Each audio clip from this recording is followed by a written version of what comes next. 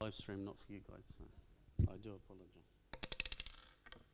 All right. So the three things we're going to talk about is meekness, and I'm going to write them here because you guys are going to tell me a little bit. The idea was for you guys to tell me, I assume that you had read the book.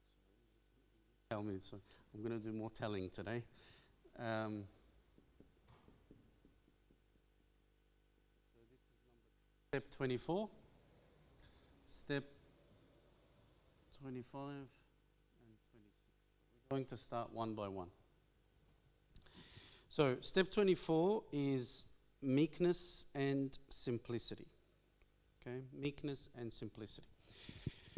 When I say meekness and simplicity, what's kind of, those who have read the book, speak up, and those who haven't, you've heard the words before. What are we talking about when meekness and simplicity? What do we think John Climacus was actually meaning? How do we define these things?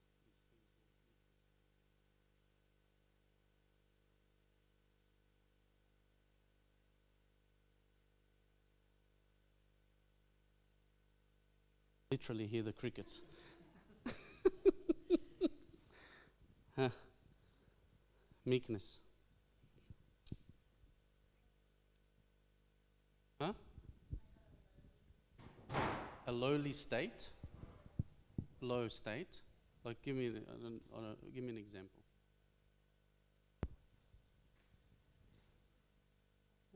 I'm not saying you're wrong. I'm trying to understand.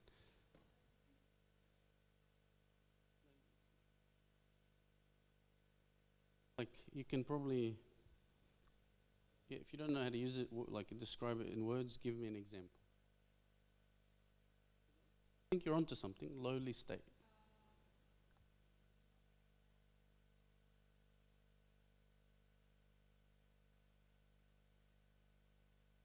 Not proud. So meekness is being not proud. Okay, that's a good start.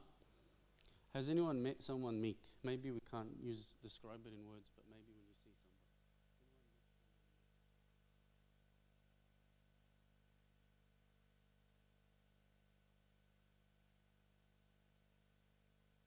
someone. Has anyone met a meek person? No? Has anyone met someone they like and they get along with and they enjoy their company? Yes, okay, good. Yeah, so you have those type of people in your life. So how would you describe some of the characteristics? So let's say we know 3 or 4 of those type of people, do they have characteristics that you think are like they're the same and you kind of can sum it up? This is why I like these people.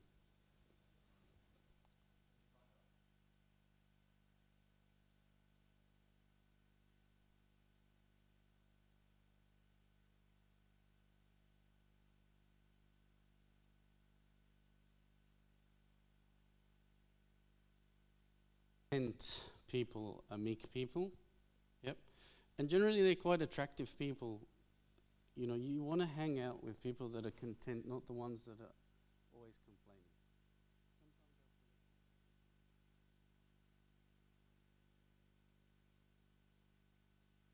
People that are content, you want to, I like this person, even when I'm feeling bad. Content is a good word for meekness. What else? Think of the people you like to hang out with.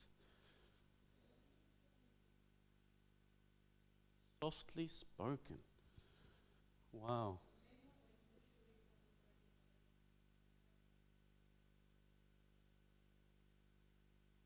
That's different. Softly spoken is something we learn about in the saints' movies. It's not real. It's not a characteristic of perfection because a lot of us would be in trouble. But what you said is different to softly spoken. What did you say? Not easily irritated. Yeah, that's different to softly spoken because I can be quite loud and outgoing and still not be easily irritated. But I can also be softly spoken and easily irritated. I'm generally softly spoken, but I'm very easily irritated. What else?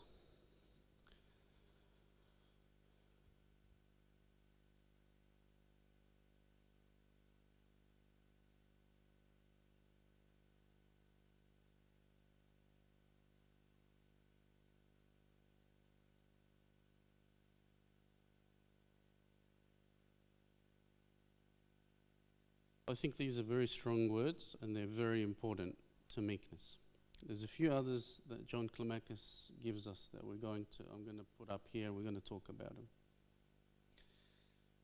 The first one is still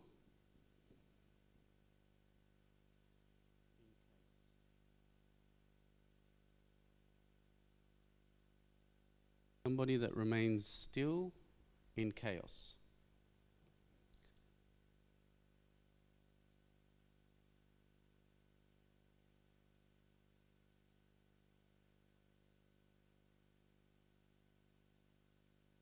It's a matter of habit and not nature. So, somebody that remains still in chaos, but it's a matter of habit and not nature. This is John Climacus's summation. These are the words he uses to talk about what is meekness and how do we, what would it be if I reached meekness, if I stepped on this ladder and stepped on meekness and be able to say that I have achieved meekness, what would I look like? He said, you must be still in chaos, and it has to be a matter of habit and not nature. These two things relate to this one, yeah? Because somebody that can remain still when everything is out of their control is generally somebody that's not easily irritated, and is generally someone that can find contentment in many different situations. What else you would need to do in order, if I was going to master being still in chaos, what must I have been able to achieve or control?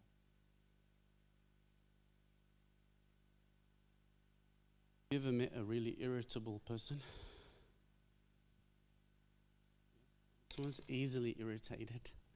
You've met one of those people before? It could be you. I'm easily irritated. What's generally driving the irritation? Expectations, but there's something even much more root cause than the expectations that are driving. Impatient is something that's driving that. No.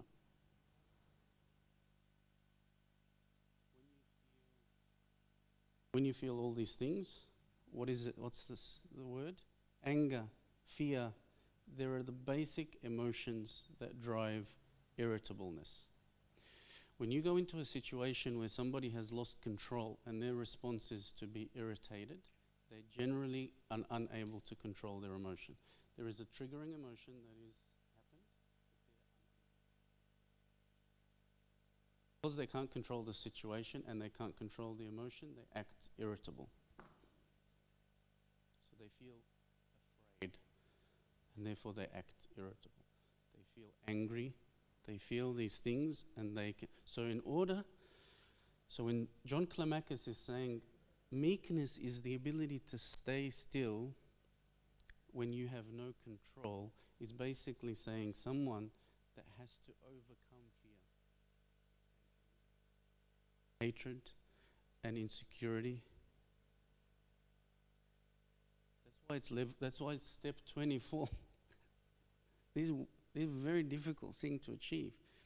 Meekness is not the guy that, when you watch sometimes those saint movies, and it's a guy always, not meekness, that's artistic kind of embellishment. I can't imagine that the monks that St. John Climacus was talking to in the desert behaved like that. They were out there living with scorpions and monsters and stuff. They're not those guys. Definitely, that's not how they behaved. That's not meekness. That's something else. I don't know what that is.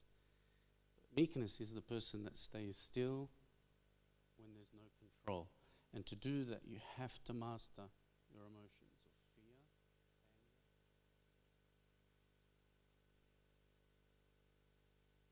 anger. Not an easy thing. The other thing that John Climacus says is, it has to be by habit and not by nature. This is what I was saying just before. What does it mean when John Climacus says it has to be by habit? Yes, something you work towards that makes it habit, but why not by nature?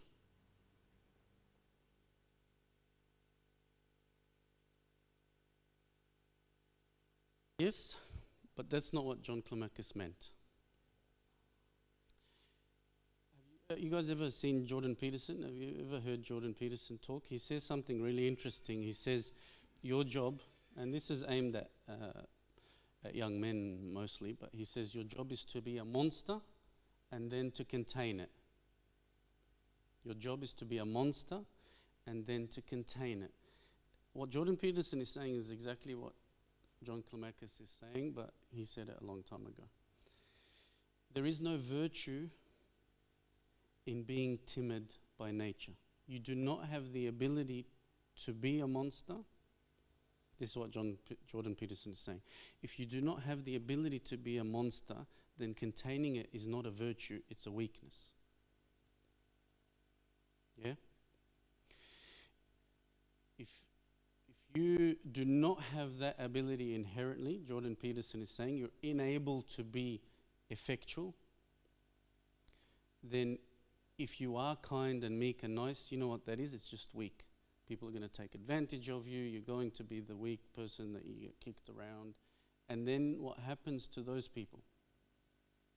They are not still in chaos. They are the most irritable people because they're resentful. If you don't have a voice to defend yourself and people take advantage of you, you build resentment. Resentment is one of those emotions that don't allow you to be still when things are out of control. Not by nature. So if you are born, or you know your natural inclination is to be quiet, I don't want to tell anybody anything, I don't want to make a big fuss, I don't want to tell people what I think, I don't want to, that's not what we're looking for, that's not meekness. What it is to build habits that you feel the fear and the anger, and you are capable of telling people what you think, and you are capable of inflicting emotional damage to somebody, but you choose not to. And to get to that level, you have to build it by habit.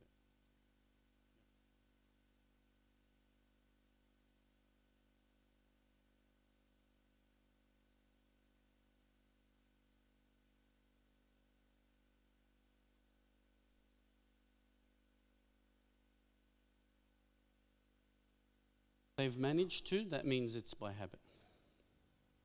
It's generally by habit, so they could appear to have overcome it much earlier than you and me. That doesn't mean they haven't overcome it. Like the thought of it, like he's like, oh, there's no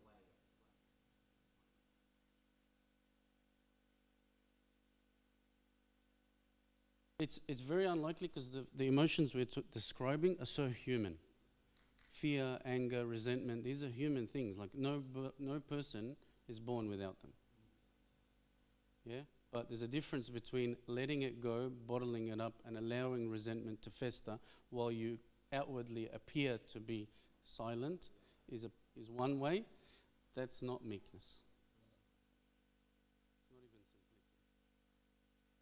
simplicity. Yeah? These people are not still. If you meet someone still when they're out of control, you know that they've worked pretty hard to get that under control. And some people have it much easier if their home is still, if their home is organized. Have an upbringing, yeah, maybe it's easier. That doesn't mean they didn't build the habit, yeah, because they're so fundamental. So, step 4, in summary, is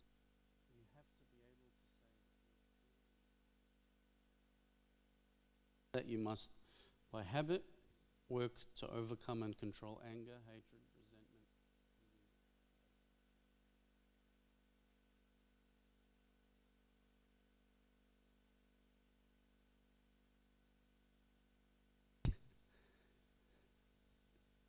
is step 24 out of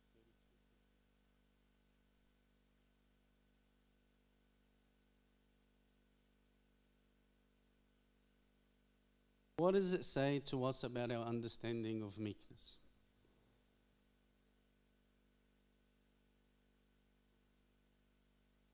Say to us about our understanding of meekness.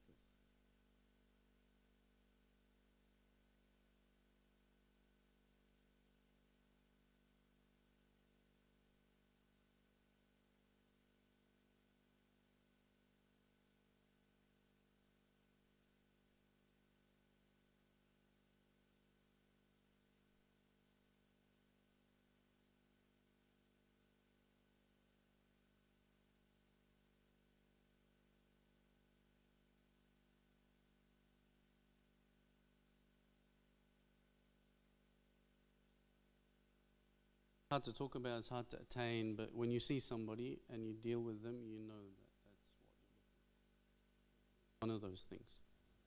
It's a very complex thing because that's a lot of stuff. Okay, step 25 is humility. So if that didn't scare you, step 25 will scare you. Humility. So once you've achieved meekness, the next step is I need humility. Okay? What is humility?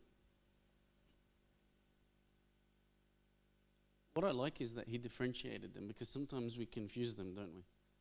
Sometimes we see me, he's humble. He's not really humble. He's just still when it's out of control.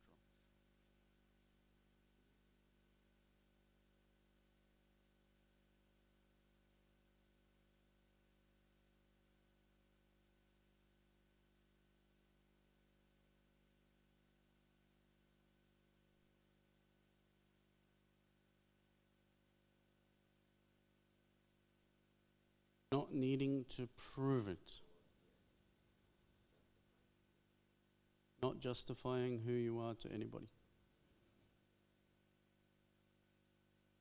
Hold that thought. I like this one. We're going to hold that thought till the end. But I like this one. Knowing yourself. What else?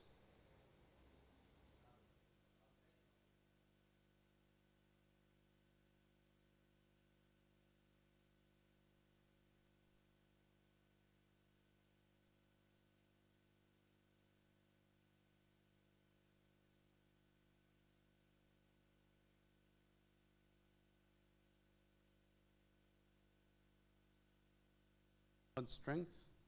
So I know God's strength and I know myself. Cool. Does that give me humility? So if I know myself and I think I'm pretty good, I know God's pretty good too, does that make me humble? What else is it?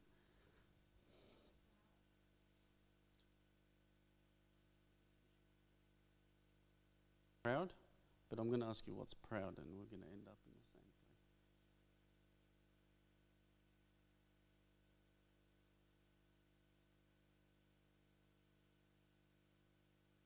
Thinking you are better than you are. That's very interesting.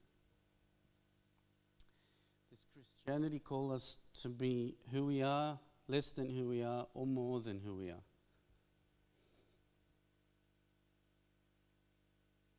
Christ comes, does he say, look, know your place, you better not think that you're better than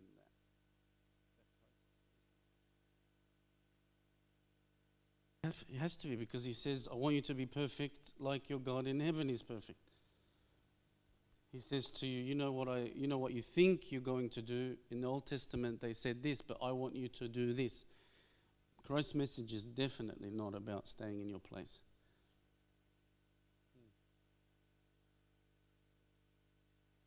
Is that a hand or? Okay.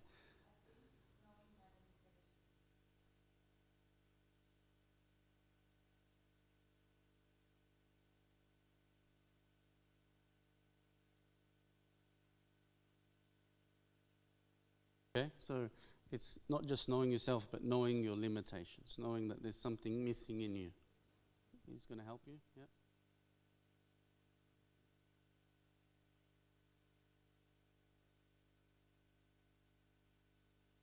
putting others and God.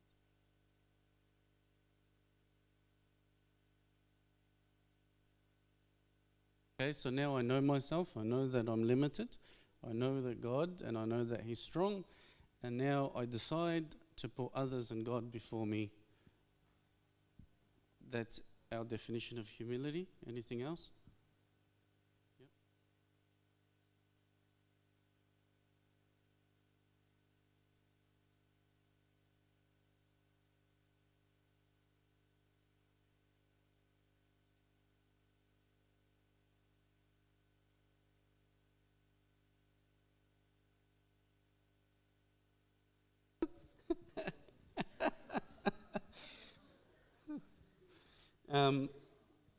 Yes, so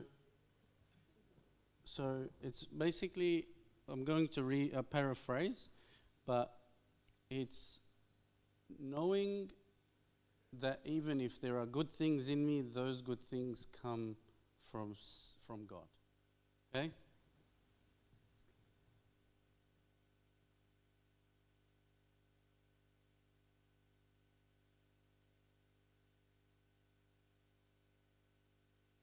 So, all of these things, what I found interesting is none of these things does John Climacus talk about. So I was, like, when I started reading, I would have expected these type of things to appear here. John Climacus doesn't really talk about any of this stuff. He does something amazing. He talks about 4 words. He says, I want you to start to think about these words. Obedience. So remember, he's talking to a group of monks and he needs to tell them what it is to be humble. And so he says to them, the first thing is obedience. The second thing is you need to condemn yourself regularly.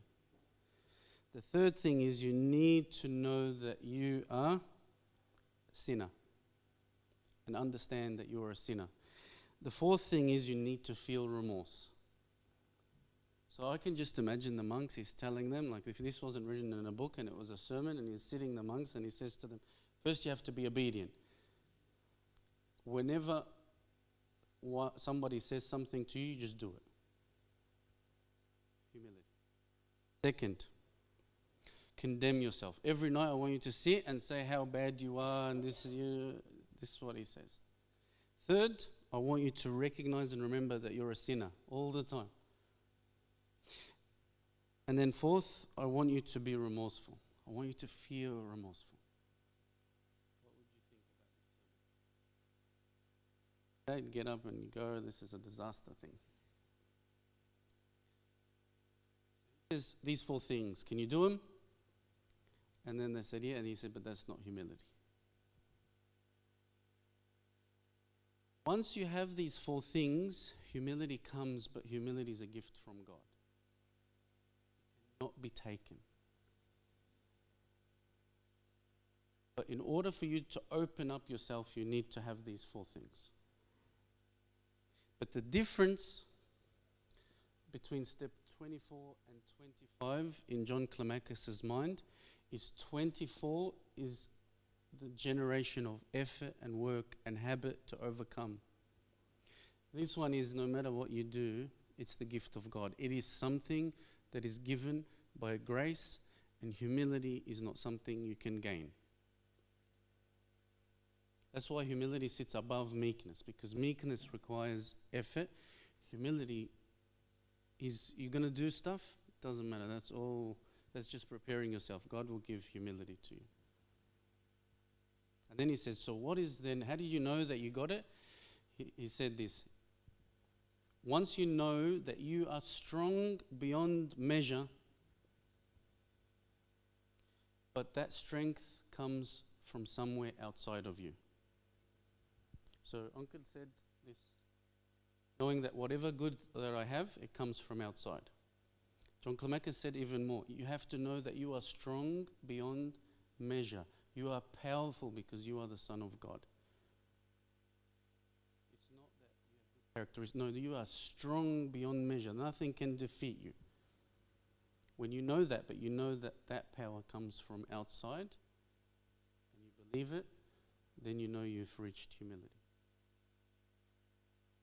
The reason it's from God is because the moment that you start to consider your characteristics as something that comes from within you, humility disappears.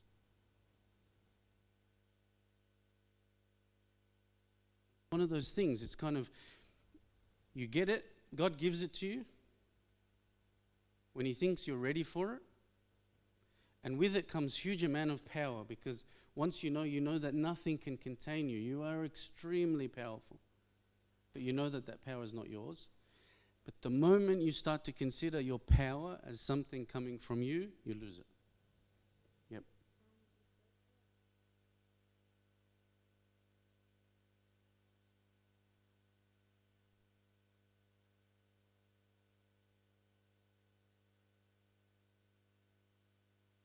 It's the same. I'm using it the same way. Yeah, you know that I'm unstoppable. I'm powerful. I can do anything. There's nothing that I can't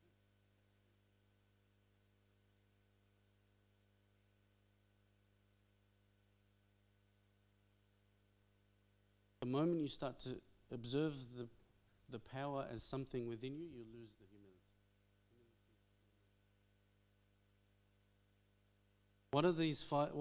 So our question is, well, because it's a gift of God, we can't do anything about it. So what do we need? Well, we need the 24 steps. But there are four things we need to think about. Obedience. Why obedience? And because remember, in the monastic, obedience means when John Climacus said jump, they jump. When they said go over there and put a dead branch in the ground and water it every day, they go do it. I want you to go that's the obedience in that. We're not going to do that. Please don't do that. But why is it? What's obedience? Because we have to get these four things to prepare ourselves. Obedience. What is obedience about in our context?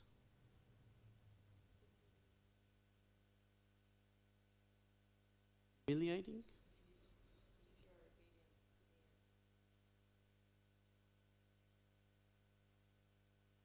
It could be if you choose the wrong person to be obedient to. I can see that happening, and I'm laughing now in my head because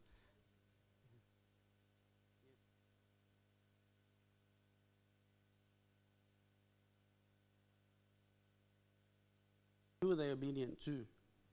To God.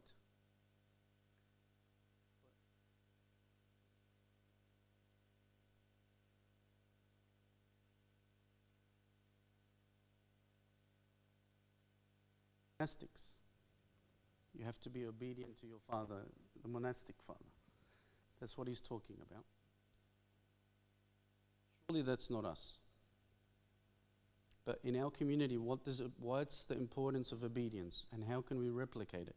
Remember, you can't have humility, you can't prepare yourself without it. What is it? Huh? No.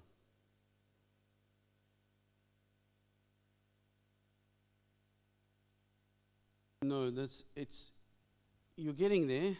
It's not exactly what you want to do, but if somebody is going to be obedient, what characteristic or mindset must they have to be obedient to somebody? They have to be disciplined, but they have to be open to something.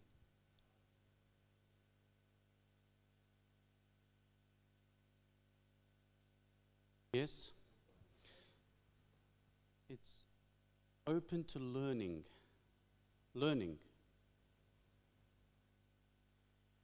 So the reason the monastics focus on obedience is not because obedience itself is virtuous, but it's in order to be obedient, you must be open to learning. Now, when the monks, they choose to go to the desert to follow a community, do they get forced or do they choose? Do they get forced to follow a father in particular, or do they choose? They choose. So a monk in those days would go and say, I want to be your disciple. And then they would say, okay. Chose that person to be your teacher, and then you're not obedient to him. What type of learner are you? There's a word for that coaches use. You're uncoachable. If you're uncoachable, it means you're resistant to learning. If you're resistant to learning, how can you be humble? It's not going to happen. And so when John Climacus is saying obedience, what that means to us is you have to be open to learn. Now, you have the opportunity to choose who you learn from and when and in what format. But when you choose, do not resist to be. Yeah? Don't just go listen to anybody and follow them obediently and without your brain. That's not what it's about. It's about being open to learning, being coachable and mentorable. So that's the first thing. That's why, remember, I said it's preparation for humility. God's going to give it to you, but first you have to be open to learning. Second, condemn yourself regularly. Why? What does that mean? What does condemn yourself regularly mean?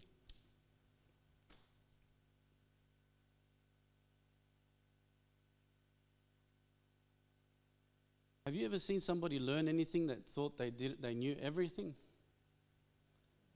Have you ever seen that before? Who learns something when they think they know everything? Nobody. So in order to learn, to be open to learning, you must first know what? You have limits. Someone said that. I don't know who it was. You have limits. Once you know that you have a limit, what do you do? Like, say you're in uni and you realize that in this subject you don't know algebra. You've identified a weakness. What do you do? Other than crying and saying you're going to die and you're stupid. Yeah, you're going to start opening up to learn.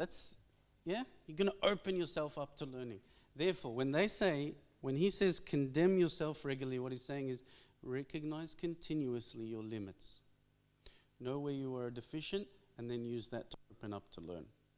So one, be open to learning. Second, in order to do that, you must understand your limits. And to understand your limits, you must sit and evaluate yourself every day.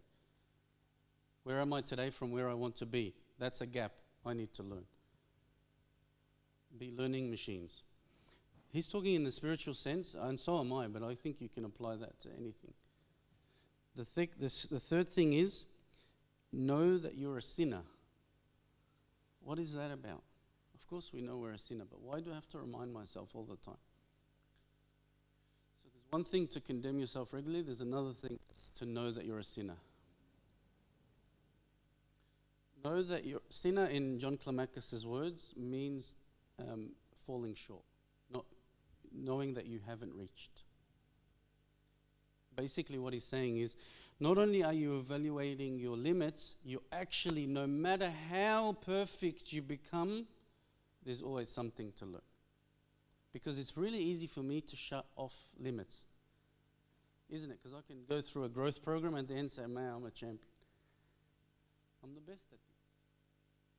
Actually, no, you're a sinner. That means no matter how many gaps you closed, you still fall short. Which means I need to learn. And again, you can apply this spiritually, but you apply it to your life in general. And then remorse. He said, I want you to be remorseful. Why? My son plays basketball, is under 12s, and last season they played the finals and they lost by 1 point in the last 10 seconds. And I remember him, he was devastated, he was crying. And the coach came up, the assistant coach came up to him and he said, I want you to remember that feeling. I don't want you to let it go. Don't stop yourself crying. I want you to remember that feeling for next season. Why did he say that? So I'm here saying, hey man, stop it. Everything's going to be all right. It's just a game. And he goes, no, it's not just a game. And that feeling, I want you to hold on to that feeling. I want you to remember it, and I want you to bring it back next season. Why does he say that?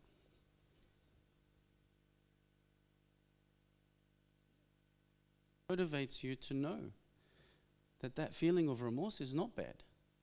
You know what's bad? When we associate guilt with remorse. That's bad. So if you're unable to free yourself from the guilt that remorse brings, I get it. That's a problem. But the feeling of failure and remorse is not bad. And it's important spiritually to feel it. So you fail and you fall and you sin and you feel remorse. That's good. Because the next time you're trying to build habit and there's an option to enter, you remember that feeling. But what you don't want to do, and nowhere does John Climacus talk about guilt. You don't hold on to the guilt. You don't feel guilty forever. It's just the feeling of remorse. So actually, what we can summarize John Climacus as saying is, if you want humility, you ask God for it, but you have to prepare yourself. And to prepare yourself is you have to become a learning machine. But open to God and to learn, God's grace will give you humility. And when He gives it to you, you become powerful more than anything else. You become a superhero, as long as you always remember that that power is from outside.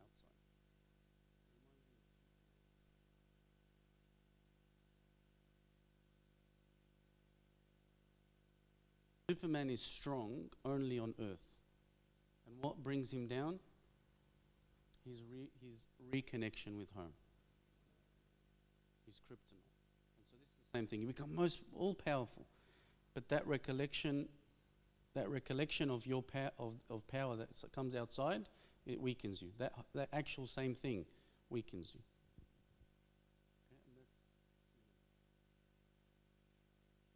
Okay, how about we cover discernment in 2 minutes?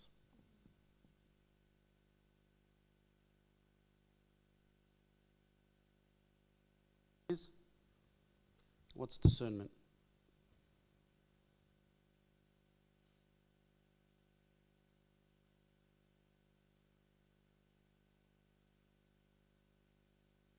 God. Now from steps 24 on, we have nothing to do here. These are all godly things. But yes, it is a gift from God. What else?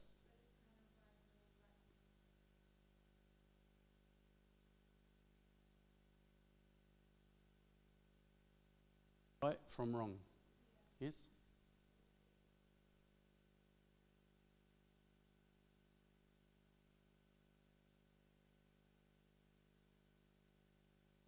Oh, okay. Yep.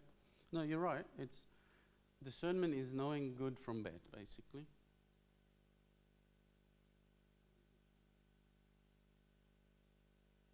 But where's the gift of God? A lot of us know good from bad. The bit that comes from God is that we know God's will in every situation and in every case, small or big.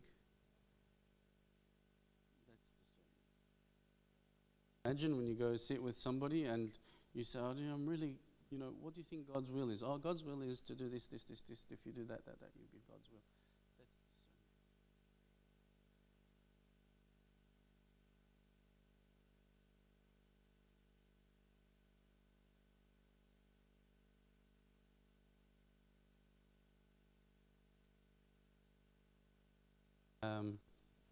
There is a book by, it's called Wounded by Love. I don't know if anyone's read it. Wounded by Love is a story about a monk, a Russian monk, but he talks of an experience with his father of confession in the village where this man is like that. And he says something about it. He said, he knew my thoughts and he knew he could read my heart without me speaking.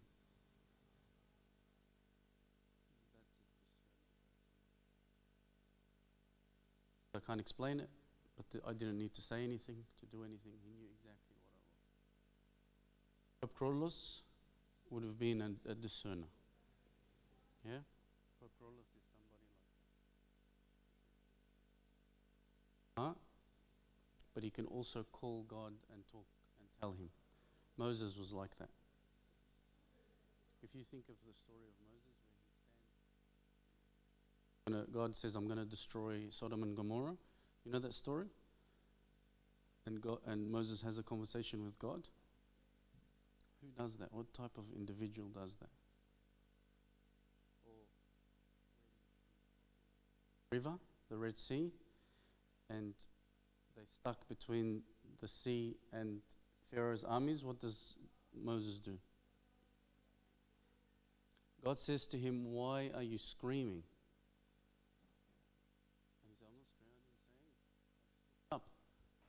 But there's such a connection that they're equivalent. David is a discerner. God said, I don't see anyone's heart that's like mine except his. He knows what I what I want and what I see. This is discernment. I'm going to read something to you to end, because that's depressing. But this is how St. John Climacus says it. He says, discrimination in novices, or discernment in novices, is a sure understanding of themselves. So when you're little in spiritual life, if you know yourself intimately, that's discernment. All you have to know is yourself intimately. That's discernment. So your first step in your spiritual life is to know yourself intimately. That's discernment. When you go to the intermediate level, this is what he says. It is a spiritual feeling that perfectly discriminates between what is inherently good from what is of the world and what is opposed to it. So when you get to the intermediate level, you start to know what's good and bad, what's godly and what's not.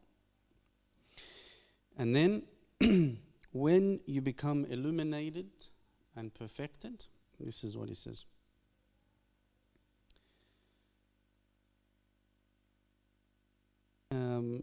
This discernment is and is understood as the sure knowledge of God's will at all times, everywhere, and with all affairs. So knowing God's will perfectly at all times, in everything, in all affairs, in every situation. That is perfection. We're all novices, so all we have to do is start with knowing ourselves. But it's still discernment. We're still moving towards discernment. But these are gifts of God. Okay? Glory be to God forever. Amen. Sorry I took a bit longer, but I blame the...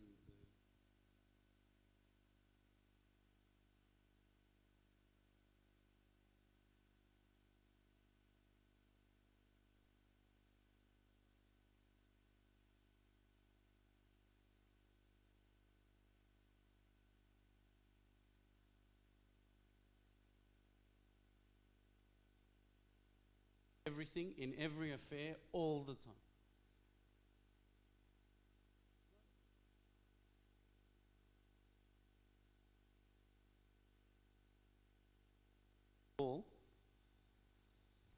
And you're sitting, falls out of the building and dies. What would you do? Call the ambulance. Yeah, that's what I'll do. Look, the ambulance is too busy. She's not. She's on. No ambulance comes. You call the ambulance, but you look and he's dead anyway. Everyone knows he's dead. Ambulance is not going to help. You probably scream. Same Paul.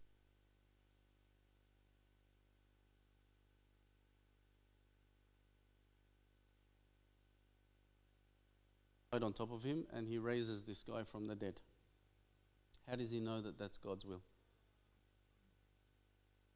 He didn't even question it. It doesn't say he went down and started to pray and he's thinking it's God's will for this guy to raise. He didn't do that. He just went and lied on top of the guy and said, don't worry, shh, he's fine, he's going to get up, watch this. And he brings him up. Isn't that knowing God's will? Yeah? That's the type of people they're talking about. Yeah, that's the type of people they're talking about. Pope Krolos as well, you know, you see those stories when someone comes and says, it's okay, go home, you're going to be pregnant tomorrow, or whatever. Those stories, sometimes they don't sound believable to us. Because we have never, ever experienced this level of discernment.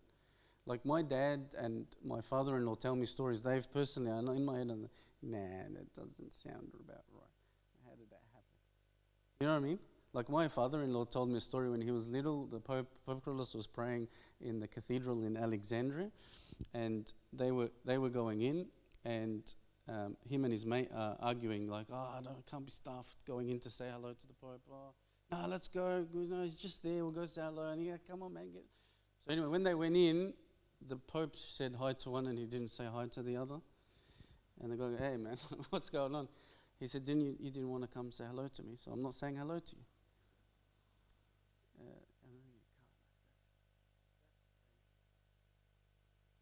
Stories, and lots of people have these stories. But that's discernment. That's not uniqueness, it's discernment. It's the ability to on the journey of perfection. That's where he was.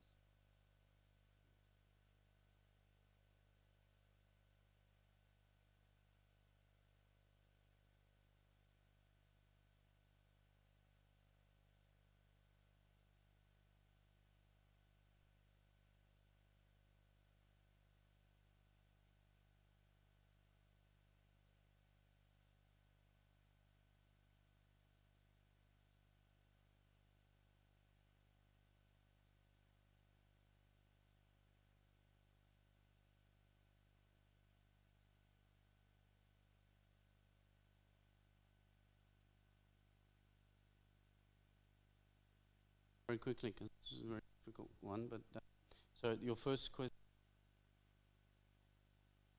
the gut feel. So discernment, like I can't answer that question because I don't have discernment. I'll be making it up. And John Climacus didn't say anything about the gut feel, but he left us that warning that I read, and that's probably what I'm going to answer you. So the novice, the intermediate, and the perfect. In my opinion, John Climacus left us that to answer your question. When you feel that you're a novice in your spiritual life, you've worked towards it, then when your gut feel tells you something about yourself, believe it. If it tells you about something greater than yourself, don't believe it. When you become intermediate in your spiritual life and you're growing, you know what is good and bad. So when your gut tells you something is good and bad, you can trust it when it comes to good and bad. When you become perfect in your spiritual life and your gut tells you that this is what God wants, then you believe it. And so trying to say that your gut is going to tell you every activity of God and what he wills and what he doesn't, when you are a novice or less than a novice, I would be worried. I consider myself less than a novice. And therefore I barely know myself, and therefore I would not trust my gut on its own to tell me everything about myself. Yeah?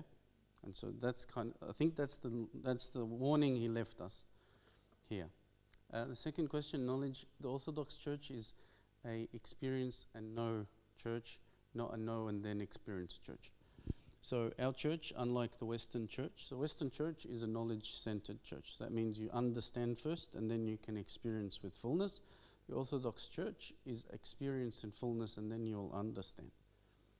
Why? I don't know. Which one's better? I don't care. All I know is that this church has been going for a couple of thousand years and it seems to be working, so I would go with that. There are lots of examples. St. Anthony is not a knowledgeable man, but he's extremely knowledgeable. How did he become knowledgeable? Because he experienced God. You could take this anywhere. You can bank it in your own life. Experience is going to trump knowledge and education every single day of the year. Reason behind that. Because with experience, there is a set of emotions and decisions and kind of difficulties and complexities you can't get with knowledge. And so it's probably the reason why they did it that way. Is there's something about experience that is a better educator than to read and to understand. So, obedience? If you take this idea of obedience, you chose the Orthodox Church. It has characteristics, values, and it has ideals. I'm not talking about St. Mary's Church and the priest of the church. I'm talking about the Orthodox Church as a concept. Then open yourself up to learn the way this learns and see what happens, is my advice. The more you close up and be critical of it, the less opportunities even the experience will have. And then if you don't like it, choose somewhere else. No. Please don't tell me that's one.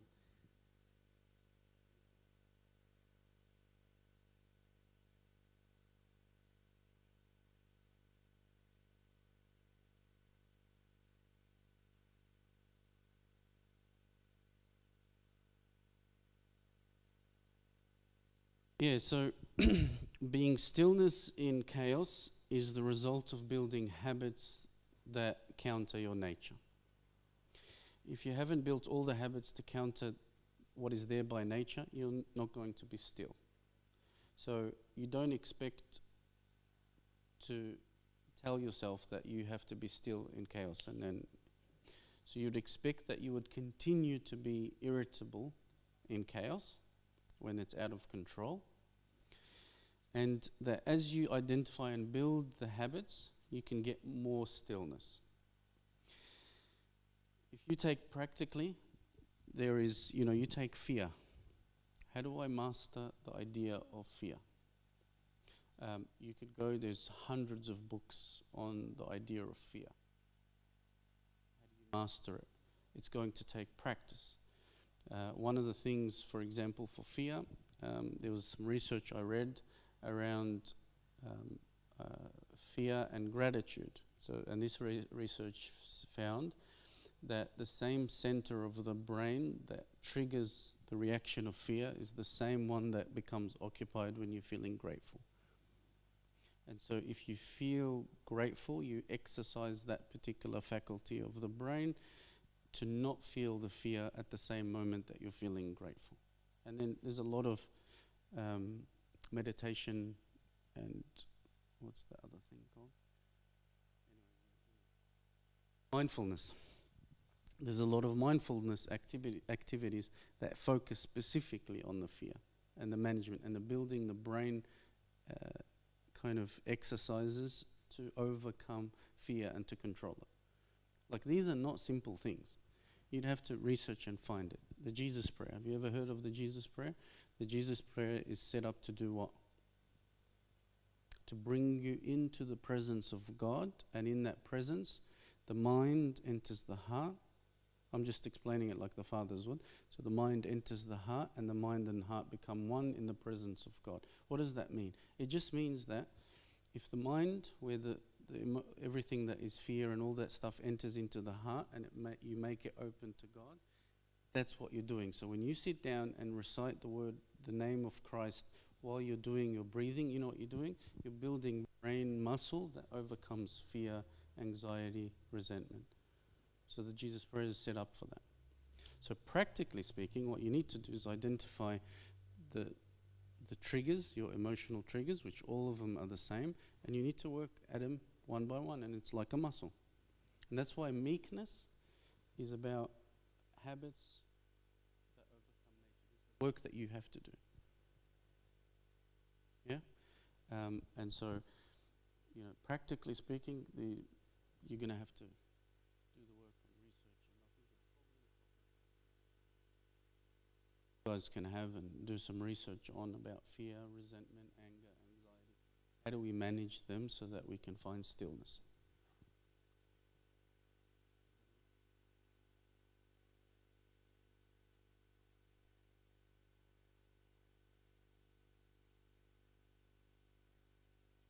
Thanks, John. Guys, again, big thank you to John. John's taken